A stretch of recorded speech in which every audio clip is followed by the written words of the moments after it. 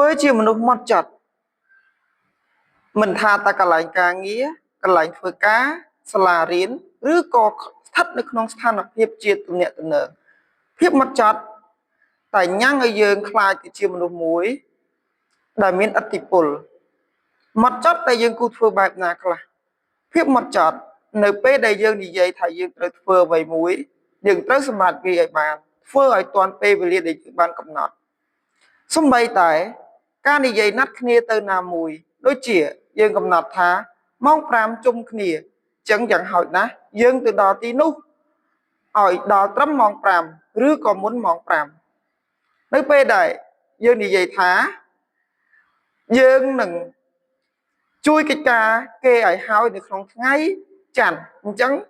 យើងត្រូវតែធ្វើកិច្ចការនេះឲ្យហើយនៅថ្ងៃច័ន្ទតើមនុស្សមកចត់អាចសម្រេចកិច្ចការបានទាន់ពេលវេលារហូតមែនទេមិនប្រកាសទេព្រោះនៅពេលដែលយើងធ្វើអ្វីមួយវាអាចនឹងមានឧបសគ្គកើតឡើងប៉ុន្តែយើងត្រូវមានហេតុផលសមស្របដើម្បីប្រាប់ទៅកាន់គេវិញឧទាហរណ៍ថាយើងសន្យាថាយើងនឹងទៅញ៉ាំអីជាមួយគ្នានៅម៉ោង4ក៏ប៉ុន្តែស្រាប់ទៅដល់ពេលម៉ោង4យើងមានកិច្ចការមួយបន្ទាន់ដែលរាំងស្ទះយើងធ្វើឲ្យទៅអត់បានអញ្ចឹងយើងអាចនិយាយសុំទោសទៅកាន់គេហើយប្រាប់មូលហេតុដែលសមរម្យទៅកាន់គេនោះ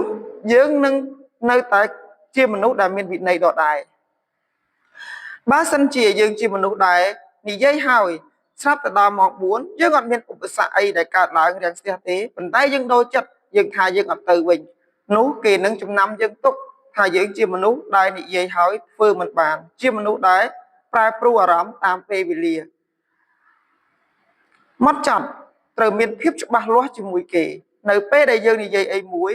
ដាច់ខាតត្រូវតែធ្វើឲ្យបានហាមនិយាយហើយចោលកាលណានិយាយហើយចោលសម្ដីរបស់យើងកាន់តែសាបទៅ